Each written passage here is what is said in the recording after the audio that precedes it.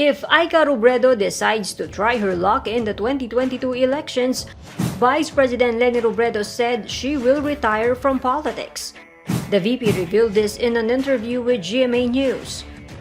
Robredo said she made it clear to Aika that the two of them can't be politicos at the same time.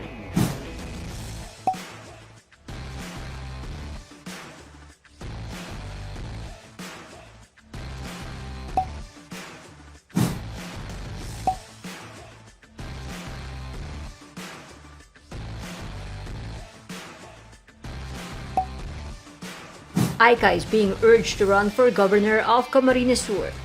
The post is currently held by Migs Villafuerte, who is on his last term.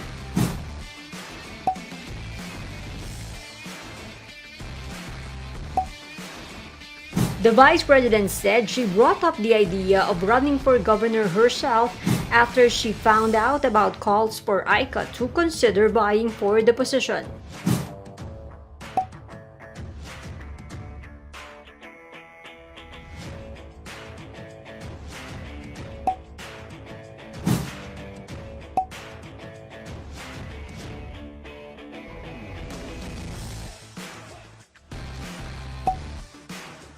Robredo, however, said she's still undecided whether to return to local politics or run for president in 2022.